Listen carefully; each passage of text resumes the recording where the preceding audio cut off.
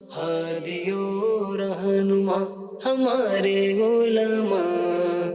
ہو کبھی درپیش جو کوئی مسئلہ، پوچھ لیں حاضر ہوں ہم ان کی بارگاہ۔ الحمد للہ رب العالمین والصلاة والسلام علی خاتم النبیین اما بعد فاعوذ باللہ من الشیطان الرجیم بسم اللہ الرحمن الرحیم والصلاة والسلام علیکہ یا رسول اللہ وعلی آلک واصحابک یا حبیب اللہ، الصلاة والسلام علیکہ یا نبی اللہ وعلی آلک واصحابک یا نور اللہ۔ مدری چینل کے ناظرین، پروگرام دارالافتاء اہل سنت میں آپ کو خوش آمدید کہتے ہیں۔ اللہ رب العالمین ہم سب کو دین اسلام کے احکامات سیکھ کر سمجھ کر ان پر عمل پیرا ہونے کی توفیق عطا فرمائے۔ ہمارے پیارے نبی صلی اللہ تعالیٰ علیہ وآلہ وسلم کا فرمان عظمت عالی شان ہے، ان اول الناس بی یوم القیامہ اکثرہم علیہ صلاۃ۔ قیامت کے دن میرے سب سے زیادہ قریب ترین وہ ہوگا جو مجھ پر کثرت سے درود بھیجتا ہوگا۔ صلو علی الحبیب صلی اللہ تعالی علی محمد صلی اللہ علیہ وآلہ وسلم۔ ناظرین کرام، اس پروگرام میں بطور خاص آپ کے سوالات شامل کیے جاتے ہیں۔ آج کے ہمارے مہمان ہیں مفتی محمد کفیل رضا عطاری، ان کو خوش آمدید کہتے ہیں۔ کیسے مزاج گرامی؟ الحمدللہ علی کل حال۔ پڑھتے ہیں پہلے ویڈیو سوالات کی طرف، دیکھتے ہیں ناظرین کیا پوچھا جاتا ہے۔ میرا نام محمد ارشد ہے۔ مفتی صاحب کی خدمت میں میرا ایک سوال عرض ہے، انسان بالغ ہو گیا ہے اور وہ کماتا نہیں ہے، کیا وہ اپنے والدین اور بھائی کی کمائی کھا سکتا ہے؟ بسم اللہ الرحمن الرحیم۔ ایک ہے نفقے کا وجوب کہ خرچ کس پر کب تک واجب ہے۔ تو لڑکا جب بالغ ہو جائے تو اس کا خرچ جو ہے وہ والد پر لازم نہیں رہتا، لیکن والد کی رضامندی سے، بھائی کی رضامندی سے تو وہ ان کے مال کے اوپر اپنا گزر بسر کر سکتا ہے۔ اس میں شرعاً کوئی قباحت نہیں ہے، اور عام طور پر ہمارے ہاں ایسا ہوتا بھی ہے کہ بالغ اگر 12 سے 15 سال کے درمیان ہو بھی جائے تو اب اس کے بعد بہت ساری اس کی اپنی تعلیم ابھی چل رہی ہوتی ہے اور دیگر جو ہے وہ چیزیں چل رہی ہوتی ہیں، تو والد یا بھائی وغیرہ جو ہے وہ خرچ اٹھا رہے ہوتے ہیں، تو اس میں کوئی شرعاً حرج نہیں ہے۔ ہاں البتہ جو بیٹی کا معاملہ ہے، بیٹی کی جب تک شادی نہیں ہوتی، اگرچہ اس کی عمر کتنی ہی ہو جائے، اس کا نفقہ جو ہے وہ باپ پر واجب اور لازم رہتا ہے۔ تو نہ ہی والدین جو ہے وہ اپنے بچوں کو بالغ ہوتے ہی جدا کر دیتے ہیں، اور نہ ہی جو ہے وہ اولاد اس طرح جو ہے وہ کمانا شروع کر دیتی ہے۔ لیکن البتہ اس میں ایک پہلو یہ ہے کہ کئی دفعہ بچے بعض چیزوں کے اندر اپنا حق جو ہے وہ جتا رہے ہوتے ہیں کہ بھئی یہ تو ہمارا حق بنتا ہے۔ صحیح۔ حتیٰ کہ شادی ہو جائے تو وہ کہتے ہیں کہ بھئی ہماری شادی آپ پوری جو ہے وہ اخراجات اٹھائیں، اور ہماری فرمائش کے مطابق جو ہے وہ ہماری شادی کے اخراجات اٹھائیں، یہ آپ کا فرض بنتا ہے۔ اسی طریقے سے بسا اوقات یہ بھی ہوتا ہے کہ بھئی ہمیں گھر لے کر دیں، آپ گھر نہیں لے کر دیں گے تو ہم شادی کے بعد اپنی بیوی کو جو ہے وہ کہاں رکھیں گے، یا والدین سے ان کی زندگی کے اندر ہی اپنے حصے کا تقاضا کر رہے ہوتے ہیں کہ آپ کا جو بھی مال وراثت ہے اس میں سے ہمیں اپنی زندگی کے اندر ہی دیں۔ تو یہ تینوں باتیں جو ہے وہ درست نہیں ہیں کہ جب بالغ ہونے کے بعد آپ کا نفقہ ہی آپ کے باپ پر واجب نہیں ہے، اب اس کے بعد جو کچھ اس نے آپ کے ساتھ کیا وہ احسان ہے، حسن سلوک ہے، صلہ رحمی ہے، صحیح، جس کا اجر اللہ کے یہاں سے اس کو جو ہے وہ ملے گا۔ لیکن اس جو چیز آپ کا حق نہیں ہے اسے اپنا حق سمجھتے ہوئے زور زبردستی کرنا، اس میں جو ہے وہ والد کے اوپر پریشر ڈالنا، شادی کے معاملات کے اندر پریشر ڈالنا کہ بھئی یہ خرچے جو ہے وہ کریں، یا اس طریقے سے جو ہے وہ شادی کریں، یا شادی کے بعد یا اس سے پہلے گھر کا تقاضا کرنا، تو یہ بہرحال انداز اولاد کا درست نہیں ہے۔ اس مسئلے سے ان کو یہ سمجھنا چاہیے کہ بھئی جو کچھ باپ میرے بالغ ہونے کے بعد کر رہے ہیں وہ تو میرے اوپر احسان اور اس نے سلوک کی ہے، چاہیے جائے کہ میں اس سے زیادہ کا اس سے مطالبہ کروں، اور بہرحال جلد از جلد چاہیے کہ اپنے والد کے جو ہے وہ ہاتھ بنے بچہ، اور ان کے لیے جو ہے وہ معاون اور مددگار ہو، اور ان کی خدمت کرے اپنا مال کما کر۔ صحیح ہے۔ یعنی اس طرح کی جہاں پہ ایک ہمارے عام رواج میں بھی بالغ تو بچہ 12 سے 15 سال کے درمیان ممکن ہے کہ ہو جائے، نہ ہو تو 15 سال میں بالغ بصورت ہے ہو گیا، جی۔ اب 15 سال میں تو ہمارے یہاں بچہ جو ہے وہ 9 کلاس میں ہوتا ہے یا میٹرک میں ہوتا ہے، جی یہی عمریں ہوتی ہیں. تو اب والدین پڑھا رہے ہیں، ٹھیک ہے، بالکل راضی خوشی یہ سب معاملات چل رہے ہیں. یعنی اس میں بلا وجہ کی اور بے جا کی وہ ڈیمانڈز نہیں رکھنی چاہیے کہ جی بالکل. چاہے پہننے سے تعلق رکھتی ہوں، چیزیں گاڑیوں کے حوالے سے بھی ہوں. گاڑیوں میں بھی بعض اوقات ایسا ہوتا ہے کہ بچے وہاں کرتے ہیں، ان کو پتہ ہے والد دے سکتا ہے، اب دے نہیں رہا، یعنی دے سکتا ہے، خرچ کر سکتا ہے، تو وہاں پہ بھی اولاد پہ وہ رہے گی. دیکھیے ایک تو ہوتا ہے کہ جو ہے وہ ناز نخروں کے اعتبار سے جو ہے وہ کسی چیز کا مطالبہ کرنا اور پتہ ہے والد بھی جو ہے وہ پوری کر دے گا، وہ ایک آپس کا باہمی جو ہے وہ والد اور بیٹے کا رشتہ ہے. ایسا ہے کہ بہت ساری چیزیں بچے بسا اوقات بچے ضد کر کے بھی جو ہے وہ منوا لے لیتے لیتے ہیں، وہ والد پر بھی برڈن جو ہے وہ نہیں ہوتا. لیکن ایک یہ ہے کہ آپ جو ہے وہ نہ صرف یہ کہ تقاضا کر رہے ہیں بلکہ الٹا نہ دینے پر ان پر جو ہے وہ طعن و تشنیع کر رہے ہیں کہ تم نے ہمارے لیے کیا ہی کیا ہے، یا الٹی سیدھی دھمکیاں دے دیتے ہیں، یا الٹی سیدھی جو ہے وہ دھمکیاں جو ہے وہ دے رہے ہیں. تو یہ بہرحال درست نہیں ہے کہ والد اب جو کچھ بھی آپ کے ساتھ کر رہے ہیں، جو پہلے کیا وہ بھی آپ پر تو احسان ہی تھا، اگرچہ ان کے اوپر شرعاً لازم بھی تھا، لیکن بہرحال آپ اب جو وہ آپ کے لیے جتنا کر رہے ہیں آپ کو اسے ہی جو ہے وہ قبول کرنا چاہیے، نہ یہ کہ آپ اپنے تقاضوں کے ذریعے سے والد کو پریشان کریں یا انہیں تکلیف پہنچائیں. پچھلے ہی مہینے میرے پاس ایک آدمی اپنے پہلے تو بیٹا آیا مسئلہ پوچھنے کے لیے کہ بھئی ہم اگر کہیں سے قسط وار گاڑی لیتے ہیں تو اس میں کوئی شرعی مسئلہ ہے. تو اب وہ قسطوں کے جو معاملات ہیں اس کے حوالے سے ان کو مسئلہ تو بتا دیا کہ اگر ناجائز شرطیں نہیں ہیں تو ٹھیک ہے آپ لے سکتے ہیں. اب اچھا پھر وہ والد بھی آ گئے ساتھ میں، پھر بعد میں والد بھی آ گئے. اب انہوں نے کہا کہ فیملی اچھی ہی ہوگی جو بظاہر ان کی گفتگو سے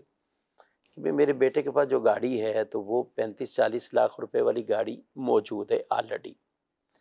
اچھا انہوں نے گاڑی چینج کرنی تھی، میں نے کہا ٹھیک ہے چینج کر دیں گے. اب میں اتنی ہی رقم ان کو اور دے رہا ہوں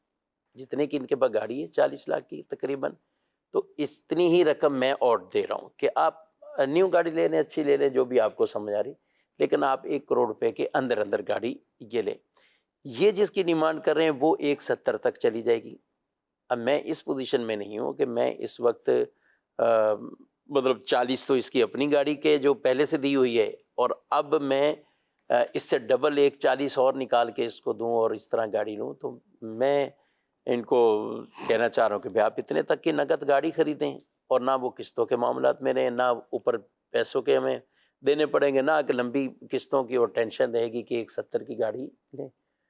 تو وہ والد کا یہ سوال تھا کہ ہمیں مجبوری کیا ہے کہ کیوں ہم اس طرف قدم اٹھائیں. آپ یہ میرا بیٹا ہے، ان کو آپ کچھ سمجھائیں یا آپ کچھ بات کریں. یعنی ایسی بھی بعض چیزیں ہوتی ہیں اور وہ پریشان نظر آ رہے تھے والد واقعی ہی. یہ ایک طرح کا یہ بھی تھا کہ ٹھیک ہے میرے 2 بیٹے ہیں، میں دینا چاہتا ہوں، ایسا نہیں کہ نہیں، لیکن ایک اچھی گاڑی، ایسا نہیں کہ 1 کروڑ روپے میں کوئی گاڑی جو ہے وہ اچھی نہیں ملے گی. تو ایک اچھی گاڑی بھی دے رہا ہوں، لیکن ان کی اپنے دوستوں کی وجہ سے کہ یہ دوست ان کے پاس وہ گاڑیاں ہیں، مجھے یہ گاڑی چاہیے. یعنی ایک طرف تو ہم دیکھتے ہیں تو اس طرح کی ڈیمانڈز بھی وہ بعض اوقات والدین پہ رکھ رہے ہیں. دوسری بات آپ نے جو وراثت کے حوالے سے کہا، یہاں بھی کچھ اس طرح کے کہ جب آپ کا ہے تو وہ سب کچھ ہمارا ہی ہے، یعنی وہ بھی ایک طرح کی بات یہ تھی. تو آپ ہمیں ابھی سے دے دیں بھائی، کیا کہیں گے؟ جی کہ ابھی تو آپ کا نہیں ہے. اصل میں یہی کہ ہم بہت ساری چیزوں کے اندر جو ہے وہ لوگ جلد باز ہو جاتے ہیں اور یہ چیز والدین کے لیے بڑی تکلیف دہ اور آزما کن ہوتی ہے کہ جب اولاد ان کے مرنے کے بعد کی چیزوں کا مطالبہ ابھی سے کرے. گویا کہ ایک طریقے سے آپ والدین کی جو ہے وہ موت کے خواہاں نظر آ رہے ہوتے ہیں کہ یہ مال ہمیں مل جائے گا، یہ مال ہمیں جو ہے وہ مل جائے گا. حالانکہ زندگی کے اندر وہ سارا مال جو ہے وہ اسی کا ہے جس کی ملکیت میں ابھی ہے. تو اس کے جیتے جی وراثت کا کوئی حق جو ہے وہ اولاد کا یا کسی بھی وارث کا اس کی زندگی میں بطور وراثت نہیں بنتا. نفقہ بعض صورتوں کے اندر مختلف افراد کا لازم ہوتا ہے. بیوی کا نفقہ ہے وہ ہمیشہ لازم ہے اور بچیوں کا نفقہ ہے وہ لازم ہے جب تک ان کی شادی نہیں ہو جاتی. لیکن اس طرح کے تقاضے کرنا کہ بھئی آپ جو ہے وہ ہمیں دے دیں تو یہ درست نہیں ہے. انڈرسٹوڈ سی بات ہے. جس طرح آپ اپنی زندگی گزارنا چاہتے ہیں، اب آپ یہی سوچیں کہ اگر آپ کی ہی بیوی وہ آپ سے تقاضا کرے کہ بھئی آپ کا مرنے کے بعد بھی تو یہ چیز مجھے ہی ملنی ہے نا، لہٰذا ابھی آپ ساری جائیداد میرے ہی نام کر دیں، تو ہر آپ وارث کو یہی کرے گا پھر۔ ہر وارث یہی کرے گا، تو رشتوں کے اندر اعتماد کی فضا جو ہے وہ ختم ہو جائے گی۔ تو جس کا مال ہے، جس طرح آپ مرنے کے بعد اس مال سے لطف اندوز آپ نے ہونا ہے، تو آپ آج اس سے لطف اندوز ہونے کی بات کر رہے ہیں، تو جس کا مال ہے اس کو تو اپنی زندگی میں اس مال سے لطف اندوز صحیح ہونے بات، دیں، اسے تو وہ مال استعمال کرنے بالکل۔ دیں، اسے تو اس مال سے جو ہے وہ اپنے دینی حقوق ادا کرنے دیں۔ کئی ایسے والدین ہوتے ہیں، اولاد اس قدر جو ہے وہ انہیں تنگ کرتی ہے کہ وہ والدین یہ کہتے ہیں کہ ہم حج کرنے جانا چاہتے ہیں، یہ حج کرنے نہیں جانے دیتے،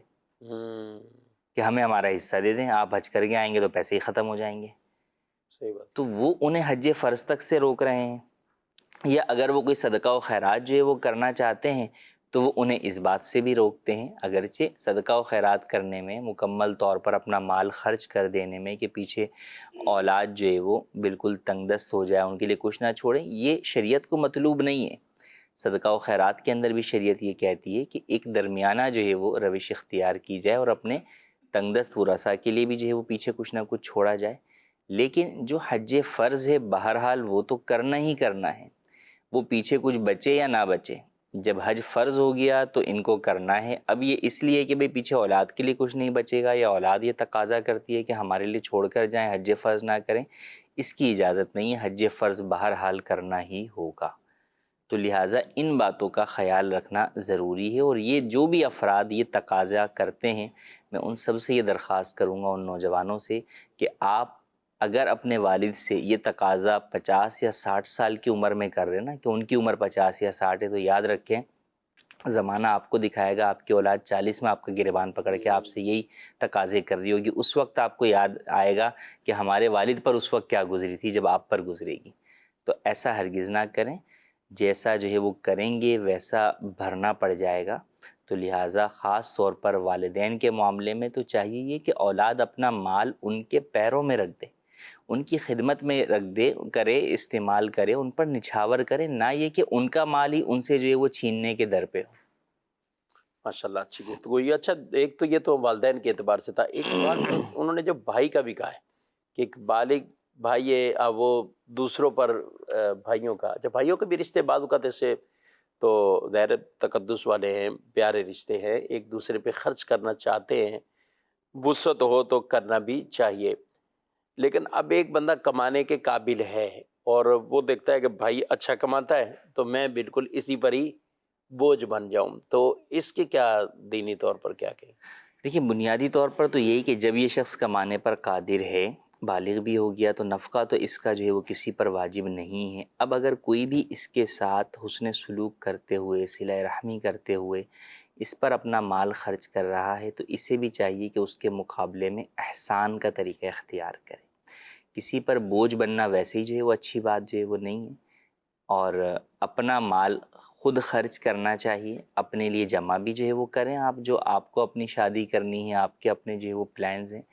اور ساتھ ہی ساتھ جو ہے وہ آپ دیگر امور کے اندر بھائی کی بھی مددگار بنیں۔ تو کئی دفعہ ایسا ہوتا ہے کہ بھائی منع ہی کر رہے ہوتے ہیں، لیکن آپ چاہیں تو آپ کر سکتے ہیں،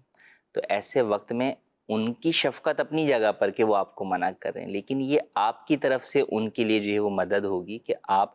کچھ نہ کچھ چیزوں میں ان کے مددگار بنیں، جتنا آپ کما سکتے ہیں وہ کما کر آپ گھر میں کنٹریبیوٹ کریں۔ تو اس سے یہ ہوتا ہے کہ آپس کے اندر جو ہے وہ دل صاف رہتے ہیں، ورنہ کئی دفعہ ایسا ہوتا ہے کہ یہ چیزیں چل تو رہی ہوتی ہیں،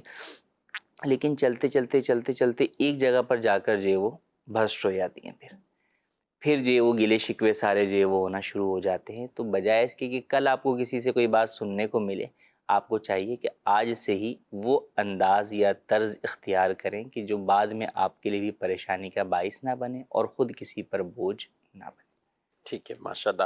ہاں، جہاں وسعت ہے تو ایک دوسرے پر ضرور خرچ کرتے رہنا چاہیے، اور جہاں دوسرا بھائی لگ رہا ہے کہ محنت کر رہا ہے، بھاگ دوڑ کر رہا ہے، لیکن پھر بھی اس کے پاس آمدنی کا ذریعہ اتنا نہیں ہے، تو وہاں ایسا نہیں ہوتا کہ دوسرے بھائی جن کی آمدنی اچھی ہے وہ اپنے ہاتھوں کو روکتے ہیں، یا روکتے بھی ہیں، تو ہم ان سے بھی کہیں گے کہ آپ ان پہ خرچ کریں، ہو سکتا ہے اللہ پاک ان کے ذریعے سے ہی، اور محتاجوں کی اور جو ایسے رزق سے محروم ہیں تو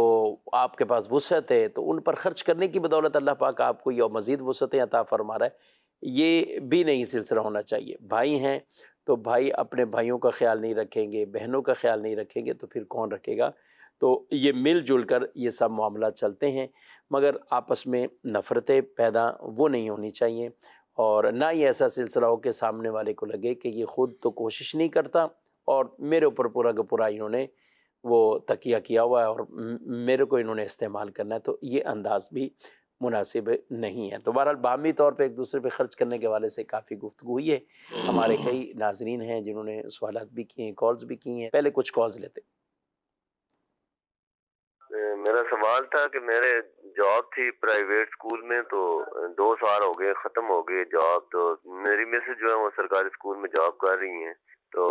بیٹا میرا ابھی باہر گیا ہے، 2-3 ماہ ہوئے ہیں، ایک بیٹی کی شادی ہو گئی ہے، ایک بیٹی جو ہے وہ پڑھ رہی ہے، تو سارا نفقہ جو ہے وہ میری مسز اٹھا رہی ہے۔ میں نے 2-3 جگہ اور اپلائی کیا، جاب کی 2-4-5 دن جاتا ہوں، نفقہ جو ہے وہ مرد کے اوپر ہے، تو پھر اب میرے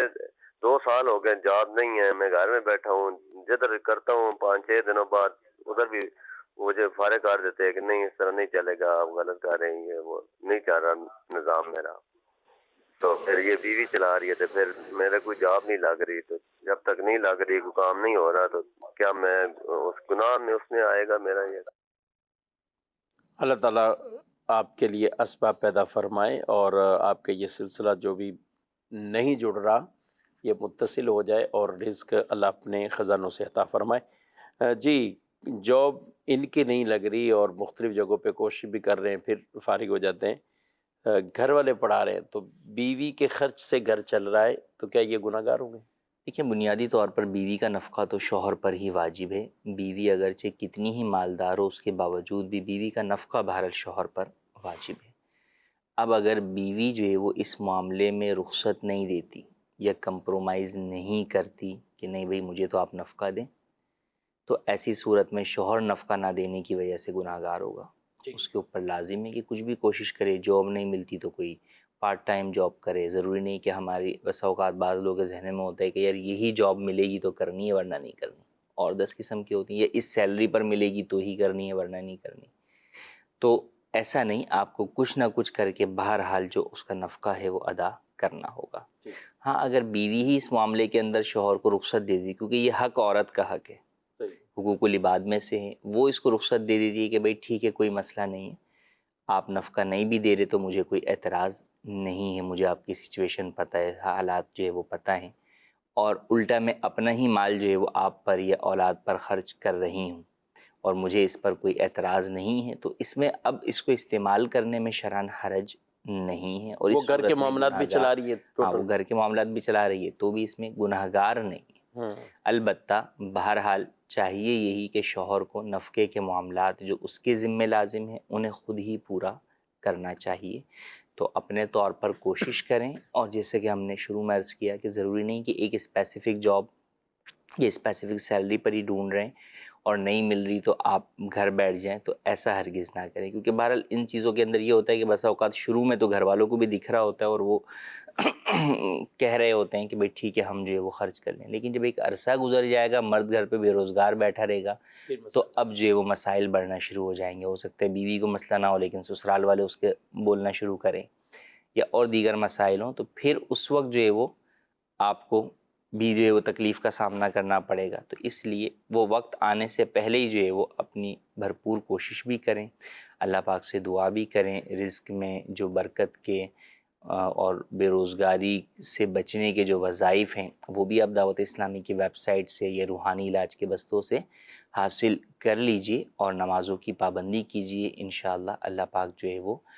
کرم فرمائے گا۔ ہم بھی دعا گو ہیں کہ اللہ پاک آپ کو جو ہے وہ حلال روزگار عطا فرمائے۔ جی، کچھ ایس ایم ایس بھی ہیں اور ان کو بھی ہم شامل کریں گے۔ سید زادی سیدہ کا نکاح کیا غیر سید سے ہو سکتا ہے؟ سیدہ کا نکاح جو ہے وہ غیر سید سے ولی کی اجازت سے تو ہو سکتا ہے۔ ٹھیک، ولی سے مراد والد ہے، والد نہ ہو تو پھر بھائی جو ہے ولی ہوتا ہے، بعض صورتوں کے اچھا دادا ہو تو دادا ولی ہوتا ہے اگر والد نہ ہو تو ولی کی اجازت سے ہو سکتا ہے۔ ولی کی اجازت کے بغیر یہ نکاح جو ہے وہ غیر کفو میں نکاح کہلاتا ہے، اور یہ نکاح جو ہے وہ درست نہیں ہوتا، یہ جائز نہیں ہے۔ صرف لڑکا لڑکی جو ہے وہ، اچھا ولی سے جو ہم نے بات کی، یہ ولی کس کا؟ سیدہ کا ولی. جو سامنے والے ہیں ان کے ولی کا یہاں پہ اعتبار نہیں ہے، بلکہ جو لڑکی ہے اس کے ولی کا اعتبار ہے. تو اگر اس کے ولی کی اجازت سے ہوگا تو نکاح درست ہو جائے گا، لڑکی بھی راضی ہے، ولی بھی راضی ہے، تو نکاح ہو اور جائے عام گا. طور پہ ایسا ہی ہوتا ہے عام طور پر ایسے ہی ہوتا ہے، لیکن بسا اوقات بعض جگہ جہاں پر کورٹ میریجز ہوتی ہیں، یوں الگ ہوتے ہیں کہ جہاں پر لڑکا لڑکی آپس میں بھاگ کر شادی کر لیتے ہیں، وہاں لڑکی کے اولیاء راضی نہیں ہوتے تو وہ نکاح نہیں ہوتا. ٹھیک ہے. جو غیر کف میں غیر نکاح، کف کے جو اندر. غیر کف میں نکاح ہو، یعنی اس کی ڈیٹیل. اور اگر کبھی ایسا واقعہ ہو بھی جائے کہیں بھی، تو اب نکاح منعقد ہوا یا نہیں ہوا، تو اس کے لیے ہمیں علماء کرام، مفتین کرام کے پاس جانا چاہیے اور ان سے باقاعدہ رہنمائی لے کر، مسئلہ پوچھ کر ان سے فیصلہ کروائے کہ یہ نکاح کا انعقاد ہوا یا نہیں ہوا. اور یہ کف کی بحث یہ عام ہے، کہاں پہ وہ غیر کف کہلائے گا، ٹھیک ہے، اور کہاں پر نہیں کہلائے گا. تو اس حوالے سے بھی جب آپ پوری ڈیٹیل تفصیل علماء کرام، مفتین کرام کے سامنے رکھیں گے تو وہی آپ کو اس کی رہنمائی کریں گے. دارالتعلیٰ سنت کے نمبرز آن ہوتے ہیں اگر اس طرح کے کوئی فون پر آپ پوچھنا چاہیں، لیکن زیادہ بہتر تو یہی ہے. یہ والی جو صورتیں خاص ہو جاتی ہیں درپیش، تو اس کے لیے باقاعدہ آپ دارالفتاء اہل سنت ہی تشریف لے آئیں. شہر کراچی کے اندر الحمدللہ 6 دارالفتاء اہل سنت موجود ہیں مختلف مقامات پر. اس طرح حیدرآباد میں بھی ہے، فیصل آباد میں، لاہور میں، راولپنڈی میں، سرگودا میں، گجرانوالہ، ملتان. یہ مختلف پاکستان کے بڑے شہر ہیں کہ جہاں پہ دارالفتاء اہل سنت کی باقاعدہ شاخیں اور برانچز موجود ہیں. اور لاہور میں تو الحمدللہ 3 دارالفتاء اہل سنت ہیں. تو اس طرح آپ یعنی رابطہ کرنا بھی آسان ہے، وہاں پہنچنا بھی آسان ہے. تو اس طرح کے معاملات ہوں تو اس کے لیے دینی شرعی رہنمائی لے کر پھر اس کے اوپر اگلا قدم اٹھایا جائے. اپنی مرضی سے نہ یہ کہیں کہ نکاح نہیں ہوا اور اس کو ویسے ہی ختم کر دیں، تو ایسا نہیں ہے. بعض صورتوں میں بالکل نکاح واقع ہو جاتا ہے، وہ الگ بحث رہے گی کہ والدین کی مرضی کے بغیر یا والدین سے چھپ کر، بھاگ کر اگر کسی نے بھی نکاح کیا تو جس میں والدین کی دل آزاری ہے، تکلیف ہے، یہ گناہ تو رہیں گے اور ہم کوئی اس کی پذیرائی نہیں ہے. جو ایک رسم و رواج، خاندانی سسٹم، نظام جہاں پہ جیسے ہیں تو اس کے مطابق ہی رہتے ہوئے شریعت کے دائرہ کار کے مطابق رہ کر نکاح کرنے چاہیے. یہ کوئی طریقہ نہیں ہے کہ ماں باپ تو بڑی محنتوں سے اپنے بچوں اور بچیوں کی پرورش کریں، اس عمر تک پہنچائیں، اور اس کے بعد وہ کہیں کہ ہماری مرضی، اور اپنی خوشی کے جو معاملات ہوتے ہیں ماں باپ کو شریک نہ کریں. تو یہ بالکل غیر مناسب اور غیر شرعی، اور کئی صورتوں میں یہ لڑکا لڑکی گناہ گار بھی ہوتے ہیں، ظاہر والدین کو تکلیف پہنچا کر گناہ گار ہوتے ہیں. اس کا بھی خیال ضرور رکھنا چاہیے. مزید سوال؟ مفتی صاحب سے سوال یہ ہے کہ اگر ظہر اور عصر کی نماز فرض کوئی اگر الگ سے پڑھ رہا اور اتنی آواز سے تلاوت کر رہا ہو کہ پیچھے صف میں جو بیٹھا ہے وہ بھی سن لے، برابر والا بھی سن لے، تو ایسی نماز کا کیا حکم ہوگا؟ جی، سری نماز جو ہے وہ جہر کے ساتھ جو ہے وہ ادا کی، تو اگر کسی شخص نے سری نماز جہر کے ساتھ ادا کی، ایک تہی جماعت کی صورت کے اندر ایسا کیا تو بھول کر ہوا تو سجدہ سہو لازم ہوگا، جان بوجھ کر ہوا تو نماز واجب الاعادہ ہوگی. البتہ اگر انفرادی طور پر کسی نے ایسا کر لیا تو احتیاط یہ ہے کہ وہ نماز کو دہرائے، لیکن بہرحال نماز اس کی ہو جائے گی. یعنی امام ایسا امام کے لیے بہرحال لوٹانا ہی واجب ہوگا، جبکہ جان بوجھ کر بھول کر ہے تو امام کے لیے سجدہ سہو لازم. اچھا، جتنی یہ مقدار کہہ رہے ہیں کہ یہ سری کہ ساتھ والا سن رہا ہے یا یوں سن رہا ہے، عام طور پہ جو نارمل بھی اگر پڑھیں گے پاس والا تو سنے گا، برابر والا تو جو ہے برابر والا سنے گا. جہر کی مقدار یہ بیان کی گئی کہ امام جو ہے وہ آگے ہے تو اب پچھلی صف کے اندر جو افراد ہیں وہ جو ہے وہ اس کی آواز جو ہے وہ باقاعدہ واضح آواز ہے، واضح آواز جو ہے وہ سنتے ہیں بغیر مائک کے. بسا اوقات یہ ہوتا ہے کہ مائک جو ہے وہ بہت قریب ہوتا ہے جس کی وجہ سے آواز جو ہے وہ مائک میں آ رہی ہوتی ہے، تو اس کا اعتبار نہیں. بغیر مائک کے امام اتنی بلند آواز سے تلاوت کرے کہ اب پچھلی صف کے مقتدی جو ہے وہ اس کی قرات سنے تو وہ جہر کہلاتا ہے. انفرادی طور پر کوئی شخص جو ہے وہ نماز ادا کر رہا ہے یا امام بھی ادا کر رہا ہے اور آواز ہلکی ہے کہ جو پاس میں کھڑا ہوا شخص ہے وہ سن رہا ہے تو وہ جہر کی تعریف میں شمار نہیں ہوتا۔ جی مزید سوال۔ میرا مفتی صاحب کی بارگاہ میں یہ سوال عرض ہے، کیا میاں بیوی دونوں ایک پلیٹ میں کھانا کھا سکتے ہیں؟ ٹھیک ہے جی، جی ہاں بالکل جو ہے وہ کھا سکتے ہیں، اس میں کوئی حرج نہیں ہے، بلکہ کھانا چاہیے۔ کھانا چاہیے۔ نبی کریم صلی اللہ علیہ وسلم کی بھی جو ہے احادیث سے پتہ چلتا ہے کہ آپ نے وہاں سے نوالا لیا، آپ نے جہاں سے نوالا لیا وہیں سے سیدہ عائشہ صدیقہ رضی اللہ تعالی عنہا نے نوالا لیا، تو اس میں کوئی حرج نہیں ہے۔ جی مزید۔ اگرکار محمد سلیم رضا تاری عرض گزار ہوں، میں دارالفتہ اہل سنت میں مفتی صاحب کی خدمت میں یہ سوال عرض ہے کہ یہ خلیفہ بالفصل سے کیا مراد ہے؟ خلیفہ بلا فصل سے کیا مراد؟ حضرت ابوبکر صدیق رضی اللہ تعالیٰ عنہ جو ہے وہ نبی کریم کے خلیفہ بلا فصل ہیں، کہ آپ کے اور نبی کریم صلی اللہ علیہ وسلم کے درمیان کوئی اور جو ہے وہ خلیفہ نہیں ہے، بلکہ آپ ہی مسلمانوں کے سب سے پہلے خلیفہ ہیں اور آپ ہی جو ہے وہ تمام میں افضل ہیں۔ تو یہ مراد ہے یہاں پہ یہ کہ درمیان میں کوئی اور خلیفہ نہیں ہے کہ وہ جناب تھے تو لیکن جو ہے وہ ان کا اعلان بعد میں ہوا یا انہوں نے اظہار بعد میں کیا، تو ایسا کچھ نہیں ہے، بلکہ آپ خلیفہ بلا فصل ہیں کہ نبی کریم صلی اللہ علیہ وسلم کے بعد مسلمانوں کے جو سب سے پہلے خلیفہ ہیں وہ آپ ہی کی ذات ہے۔ ٹھیک ہے، اور یہ خلافت بروجہ ترتیب افضلیت ہے، جی، یعنی جو جیسے افضل تھا اسی کے مطابق جو ہے وہ خلافت، نہ کہ یہ کہ خلیفہ بن گئے اب یہ افضل اب ہوئے۔ افضل جو ہے وہ ہوئے۔ جی، حضرت صدیق اکبر رضی اللہ تعالیٰ عنہ، آپ کا ذکر خیر بکثرت ہوتا ہے اور مدنی چینل بھی اس طرح کی نشریات میں کئی پروگرام پیش کرتا ہے، اور انشاءاللہ آئندہ بھی ایسے پروگرام، بالخصوص جب ان کے ایام 22 جمادی الاخری یہ جب تاریخ آتی تو اس طرح کی تقاریر ہوتی ہیں، تحریریں ہوتی ہیں۔ دارالفتہ سنت میں آپ ویب سائٹ پر جا کر باقاعدہ اس طرح کے حضرت صدیق اکبر رضی اللہ تعالیٰ عنہ کے حوالے سے آپ فتاوی جات یہ پڑھ سکتے ہیں، اور بڑی ڈیٹیل اور تفصیل کے ساتھ ہیں، آپ کی خلافت کے حوالے سے بھی، آپ کے مقام اور مرتبے کے حوالے سے بھی، اور دیگر جو خلافت اور اس امور سے متعلق کچھ چیزیں ہوتی ہیں تو اس کے حوالے سے بھی آپ جاننا چاہتے ہیں تو دارالفتہ سنت کی ویب سائٹ کا آپ یہ وزٹ کریں تو انشاءاللہ آپ کو تحریری طور پر بھی بہت سارا اس میں مواد ملے گا۔ جی مزید کچھ ویڈیو سوال۔ میرا نام چمن فرید اتاری ہے۔ مفتی صاحب آپ کی بارگاہ میں میرا یہ سوال ہے کہ جب ہم نماز شروع کرتے ہیں اس وقت ثنا کی جگہ التحیات للہ والصلوات پڑھ سکتے ہیں؟ جواب ارشاد فرما دیجیے۔ جی، التحیات کا وہ مقام نہیں ہے تو پڑھنا تو نہیں چاہیے، لیکن اگر کسی نے جو ہے وہ پڑھ لی تو ایسی صورت میں سجدہ سہو لازم نہیں ہوگا، کہ حمد و ثنا کا مقام ہے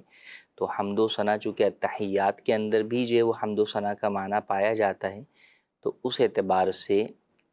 نماز ہو جائے گی، سجدہ سہو لازم نہیں ہوگا، لیکن پڑھنا بہرحال ثنا کے مقام پر ثنا کو ہی پڑھنا چاہیے۔ کچھ سوالات ایس ایم ایس کی صورت میں ہیں، وہ بھی شامل کرتے ہیں۔ کہتے ہیں ہمارے مرحوم چچا کی جائیداد جو ابھی ہمارے نام پر ہے، ہماری پھوپھیوں کا بھی اس میں حصہ ہوگا؟ ہم نے اپنے ابو کے حصے سے پھوپھیوں کا حصہ دیا ہے۔ مرحوم چچا غیر شادی شدہ تھے اور کوئی وارث نہیں تھا۔ جی بالکل، اس صورت کے اندر جب کہ ان کی اولاد کوئی نہیں ہے، زوجہ بھی نہیں ہے اور اولاد نہیں ہے، تو اب اس صورت کے اندر غیر شادی شدہ تھے۔ جی غیر شادی شدہ تھے، تو اب ان کا جو حصہ ہے وہ ان کے بھائی بہنوں میں تقسیم ہوگا۔ اچھا، ان بھائی بہنوں میں تقسیم ہوگا جو چچا کے انتقال کے وقت زندہ تھے۔ صحیح۔ اب اگر جو ہے وہ والد کا انتقال یا چچا کے جو بھی بھائی تھے ان کا انتقال چچا سے پہلے ہو گیا تو ایسی صورت میں پھوپھیوں کا بہرحال حصہ رہے گا۔ ہاں، چچا کی جگہ پر اب جو حصے دار بنیں گے وہ بھتیجے بنیں گے، تو بہرحال پھوپھیوں کا حصہ دونوں صورتوں میں باقی رہے گا۔ تو اگرچہ آپ نے اپنی جائیداد میں سے اپنے والد کی جائیداد میں سے جو پھوپھیوں کو حصہ دیا وہ تو اس بنیاد پر دیا ہوگا کہ دادا کی جائیداد جو ہے وہ یہاں پر آ رہی تھی اور حصہ نہیں دیا تھا، لیکن جو پھوپھیوں کو حصہ چچا کی جائیداد میں سے جائے گا، اگر چچا کی جائیداد میں بھی دادا کا حصہ پھوپھیوں کا موجود ہے تو وہ بھی ملے گا، اور پھوپھیوں کو اپنے بھائی کی وراثت سے بھی جو ہے وہ بطور وراثت حصہ ملے گا. تو دونوں اعتبار سے انہیں حصہ ملے گا. مزید تفصیل کے لیے یہی عرض کریں گے کہ دارالافتاء اہل سنت کے اندر آپ تشریف لائیں, مکمل تفصیل پوچھ کر آپ بتا کر اپنا مکمل فتویٰ حاصل کر لیں کہ کس کا کتنا پرسنٹیج حصہ بنے گا. شریعت مطہرہ نے ہر ایک کا حق مقرر فرما دیا ہے. اس میں یہ نہ کوئی بعض اوقات لوگ کفیل صاحب تھوڑا سا دیکھ لیتے ہیں, یہ شادی شدہ نہیں ہے, اولاد نہیں ہے, تو اب اس کا جس گھر میں رہتا تھا وہ جی اسی جو ان کی خیال کرتے تھے, جو انہیں سنبھالتے تھے. اور لوگ یہ باقاعدہ بعد میں سناتے بھی انتقال کے بعد, علاج میں نے کیا, یہ سب کچھ میں نے کیا. جی تو جو وراثت ہے اس کے تو ظاہر احکامات ہیں, کس کس کا حصہ کیسے بنتا ہے. بالکل, کئی دفعہ ایسا ہوتا ہے کہ اس کو حصہ ملتا ہی نہیں ہے. میرے بھانجے نے خدمت جو ہے وہ کی ہے اور حصہ بھتیجوں کو مل رہا ہے. تو اب اس وقت لوگ یہی کہہ رہے ہوتے ہیں کہ بھئی زندگی بھر تو اس نے دیکھا ہے, انہوں نے تو پلٹ کر پوچھا ہی نہیں. تو دار و مدار چونکہ اس بات پر نہیں کہ کس نے جو ہے وہ خیال رکھا, کس نے نہیں رکھا, دار و مدار جو ہے وہ خون کے رشتے پر ہے. ہاں, جس نے خیال رکھا, اب اس نے کیا مال حاصل کرنے کے لیے خیال رکھا یا اللہ کی رضا کے لیے خدمت کی؟ اللہ کی رضا کے لیے خدمت کی ہے تو اس کی جزا جو ہے وہ رب سے طلب کریں, وہ قیامت میں انشاءاللہ ملے گی, دنیا کے اندر بھی ملے گی, آخرت میں بھی ملے گی. تو ہاں, اب ان کو کیا کرنا چاہیے تھا, یہ ٹھیک ہے, اگر ان کو اپنے بھانجے کے لیے کچھ کرنا چاہیے تھا تو وہ وصیت کر جاتے, یا زندگی کے اندر ہی ہبہ باقاعدہ شرعی قبضے کے ساتھ ان کے ہینڈ اوور کر جاتے, تو وہ اس وقت رہنمائی لینے کا کام تھا جو وہ چچا یا جو بھی فرد تھا نہیں لے سکا. لیکن اب بہرحال جس کا جو حصہ بنتا ہے وہ اسی کو دیا جائے گا. ٹھیک ہے. اور جو خیال نہ رکھنے والے ان پر بھی کچھ ہوگا, یعنی بعد کا جو وارث بھی ہوتے ہیں یا اولاد میں سے جو ہوتے ہیں, وارث ہوتے ہیں ان کے اوپر تو کئی صورتوں میں اگرچہ وہ یہ نہ بھی بنے کہ ان کے اوپر جو ہے وہ یعنی آپ یوں سمجھیں کہ کئی صورتوں میں نفقہ ان پر لازم آ رہا ہوتا ہے کہ خرچہ جو ہے وہ, یعنی خیال رکھنا کا معاملہ جدا ہے, لیکن بعض لوگ ایسے ہوتے ہیں کہ اب ایک گھر ہے ان کا, اب وہ گھر تو بیچ نہیں سکتے, لیکن جو ان کی گزر بسر کے اعتبار سے جو ان کا نفقہ ہے وہ لازم آ رہا ہوتا ہے ورثہ کے اوپر ہی. تو اب وہ وہاں پہ ان کا نفقہ انہوں نے پچھلے کئی سالوں سے ادا نہیں کیا ہوتا, تو وہ اس نفقہ نہ دینے کی وجہ سے گناہگار ہو رہے ہوتے ہیں. بہرحال تو لازم ہے کہ جس کا نفقہ آپ پر لازم ہے, نفقہ لوگ ہمارے یہاں عموماً یہی سمجھتے ہیں کہ یار اولاد کا نفقہ لازم ہے یا جو ہے وہ بیوی کا نفقہ لازم ہے, بہت زیادہ کوئی وہ ہو تو وہ جناب والدین کا نفقہ اپنے اوپر لازم سمجھتا ہے. لیکن کئی صورتوں کے اندر آپ پر دیگر لوگوں کے بھی نفقات جو ہے وہ لازم آتے ہیں, جن میں بہنوں کا نفقہ بھی لازم آ جاتا ہے اور بھی دیگر کا پھوپھیاں کا بھی وہ آتا ہے. تو لہٰذا اس اعتبار سے آپ کو بالکل شرعی رہنمائی حاصل کرنی چاہیے. بطور ہمدردی بھی آپ کو خیال رکھنا چاہیے ایسے افراد کا, اور جہاں شرعاً لازم ہے وہاں بدرجہ اولا آپ کو رکھنا چاہیے تاکہ آپ گناہ میں مبتلا نہ ہوں. آج کا سوشل میڈیا ہے, سوشل میڈیا پہ جو اس طرح کے رشتے ہیں, بالخصوص ہم بات کریں, سوال آیا تو ضمناً پھوپھیوں کا جو ایک رشتہ ہوتا ہے, جی پھوپھی کے حوالے سے جو پتہ نہیں کیا ایک نیگیٹو پوری چیزیں پھیلائی جاتی ہیں, اور پھوپھیوں کے بارے میں اس طرح کے میں سمجھتا ہوں پھوپھیوں کی کئی اعتبار سے بڑی قربانیاں ہوتی ہیں. اب جیسے یہی انہوں نے وراثت کی بات کی, تو پھوپھیوں کا تو کئی طرح کا حصہ, یہ جو مذاق بنا رہے ہیں شاید ان کے والد دکھا کے بیٹھے ہوں, اور عام طور پہ جیسے ہوتا ہے کہ بھائی وہ کھا پی کے اور وہ سب کچھ, اور اس کے باوجود یہ ہوتے یا بہنیں ہی جو ہے وہ فراخ دلی کا مظاہرہ کر کے وہ معاف کر چکی ہوتی اور انہی کو مذاق بنایا جاتا ہے کہ یہ ہمارے درمیان پھوٹ ڈالنے والی ہیں, یہ لڑائیاں ڈالنے والی ہیں. تو اس طرح کی ہرگز چیزیں نہیں ہونی چاہیے, ہمارا دین یہ نہیں سکھاتا. یہ مذاق والی چیز نہیں ہے کہ ہم ان کو شیئر کر رہے ہوں, ہم ان کو ادھر ادھر جو ہے وہ لوگوں کے ساتھ جو ہے نا وہ تان و تشنی کر رہے ہیں اور ان کو چڑھا رہے ہیں, رشتہ داروں کے ساتھ ایسا کر رہے ہیں. تو جہاں پھوپھیوں کا رشتہ ہے, خالائیں ہیں, پھوپھیاں ہیں, تو یہ ہمارے دینی اور شرعی رشتے ہیں, ان کا خیال رکھنا یہ ہماری کئی اعتبار سے ذمہ داری بھی بنتی ہے. اور اگر ان کا حق ہمارے پاس آ گیا ہے, مثلاً کسی بھائی نے اپنی بہن کو حصہ نہیں دیا اور خود والد کی جائیداد رکھ لی اپنے پاس, تو یہ مسئلہ یہ نہیں ہے کہ وہ والد نے نہیں دیا وہ چلا گیا دنیا سے, آگے اولاد کے ذمہ لازم ہے کہ آپ نکال کر وہ حصہ دیں جو آپ کی طرف آ چکا ہے. تو یہ تو پتہ نہیں بعض اوقات کتنی میتیں ہو جاتی ہیں اور یہ ان کے حصے آگے اس طرح چل رہے ہوتے ہیں. تو ان کا خیال رکھنا چاہیے. یہ تقاضا کرنا کوئی معیوب نہیں ہے, اور کوئی اس کے اوپر نہ لڑائی ہونی چاہیے, نہ اس کے اوپر کوئی کسی طرح کا فتنہ ہونا چاہیے. جی مزید سوال. ندیم آفتاب بات کر رہا ہوں جی، شاہکوٹ سے جی۔ جو سلسلہ آج دارالفلاح کا چل رہا ہے نا جی، بڑا مزیدار ہے، بڑا پیارا ہو رہا ہے۔ جو ابھی بات ہوئی ہے نا کہ اولاد کی ڈیمانڈ ہوتی ہے کہ جی ہمیں اپنی زندگی میں حصہ ہی دے دیں، تو ہمارے یہاں تو صورتحال ایسی ہے کہ اگر والد فوت ہو جاتا ہے تو بعد میں تو مسئلے مسائل بہت زیادہ بنتے ہیں، تو وہ بھی پھر بعد میں بہن بھائیوں میں لڑائیاں بھی ہوتی ہیں، بعد کا حصہ ہی نہیں کسی کو ملتا۔ اس حوالے سے پوچھنا تھا کہ کیا ہونا چاہیے؟ جی مطلقاً کیا دے ہی نہیں سکتے والد، یا جیسے یہ صورت کہہ رہے ہیں کہ والد اگر دیکھ رہے ہیں کہ بھئی میرے بعد کچھ نہ کچھ لڑائیاں ہو جائیں یا ایک ہی قابض ہو جائے بقیہ کو ملے ہی کچھ نہیں، تو راضی خوشی زندگی میں ہی دے دیں۔ دیکھیں بنیادی طور پر والد کو اس بات کا حق حاصل ہے کہ وہ زندگی میں تقسیم کرنا چاہے تو وہ کر سکتا ہے۔ اچھا البتہ اس تقسیم کی شریعت نے اصول بیان کیے ہیں کہ جتنا اپنے لیے اور اپنی وائف کے لیے رکھنا چاہے وہ اتنا اپنے لیے رکھ سکتا ہے، اس کی کوئی لمٹ نہیں۔ ہاں جتنے حصے میں اس نے یہ فیصلہ کر لیا کہ اتنا مال میں نے تقسیم کرنا ہے تو اس کے دو طریقے ہیں، ایک یہ کہ بیٹے اور بیٹیوں کو برابر برابر تقسیم کرے اور یہ افضل طریقہ ہے، دوسرا طریقہ یہ ہے کہ بیٹوں کو ڈبل دے اور بیٹیوں کو سنگل دے، تو یہ بھی جائز ہے۔ لیکن عمومی طور پر ہمارے ہاں کئی دفعہ ایسا ہوتا ہے کہ والد جو ہے وہ یہ جو تقسیم کرتے ہیں نا یہ صرف جو ہے وہ قانونی صورت میں کرتے ہیں، یا زبانی کلامی کر دیتے ہیں، یا پھر اولاد کے لیے وصیت کر دیتے ہیں۔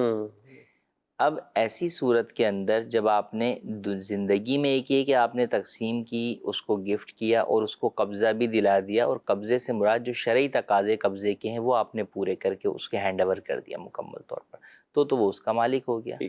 لیکن اگر آپ نے ایسا نہیں کیا، صرف قانوناً پیپرز میں کیا اور اس کے اندر آپ نے کوئی اونچ نیچ جو ہے وہ کی کہ جو شریعت کے حصے بنتے ہیں انتقال کے بعد، اس سے اپ اینڈ ڈاؤن کیا، تو پھر ایسی صورت میں انتقال کے بعد وہ شرعاً ویلڈ نہیں رہے گا، اس کے اوپر عمل نہیں ہو سکتا۔ اسی طرح لوگ وصیت کر جاتے ہیں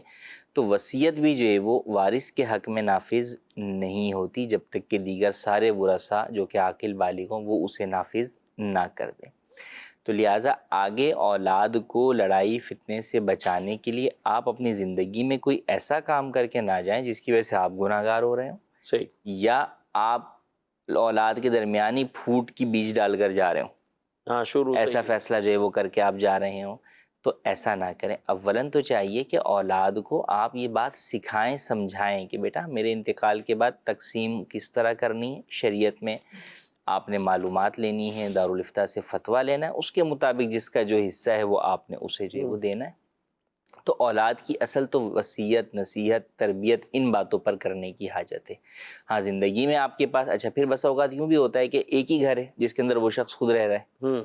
اب وہ اس لیے کہ آگے اولاد جھگڑا نہ کرے اس گھر کو بیچ دیتا ہے، پھر اس کے بعد وہ بیچارہ خود جو ہے وہ دوسروں کے اوپر آ جاتا ہے، محتاج ہو جاتا ہے کہ بھئی کس بیٹے کے ساتھ رہوں، کس بیٹی کے ساتھ رہوں۔ کل کو پھر بیٹے کی بہو جو ہے وہ بیویاں جو ہے وہ ساتھ نہ رکھنا چاہیں تو اب یہ آدمی پریشان ہو رہا ہوتا ہے کہ میں نے تو ان کے لیے بھلائی کے لیے کیا تھا۔ تو آپ ان کو آگے لڑائی سے بچانے کے لیے اپنے پاؤں پر کلہاڑی نہ ماریں، آپ اپنی زندگی گزاریں۔ اگر آپ زیادہ سے زیادہ نصیحت کر سکتے ہیں انہیں کہ بعد انتقال اس طرح شریعت کے مطابق تقسیم کرنا، اگر وہ اس پر عمل نہیں کرتے اور لڑائی جھگڑا کرتے ہیں تو اس کا گناہ ان کے اوپر ہی ہے، یہ آپ پر لازم نہیں ہے کہ آپ زندگی میں ہی تقسیم کر کر جائیں۔ ٹھیک ہے ناظرین کرام، آپ نے پروگرام ملاحظہ کیا ہے، اپنا فیڈ بیک بھی ضرور دیجیے گا، اور اس حوالے سے جو بھی مزید آپ کے سوالات ہوں تو وہ دارالفتاء اہل سنت سے آپ باقاعدہ جا کر وہ رہنمائی بھی لے سکتے ہیں۔ اللہ پاک ہم سب کو شریعت و سنت کے مطابق، دین اسلام کے احکامات کے مطابق عمل پیرا ہونے کی توفیق عطا فرمائے، آمین بجاہ النبی الامین صلی اللہ علیہ وآلہ وسلم۔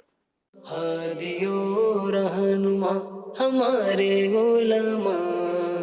ہو کبھی درپیش جو کوئی مسئلہ، پوچھ لیں حاضر ہوں ہم ان کی بارگاہ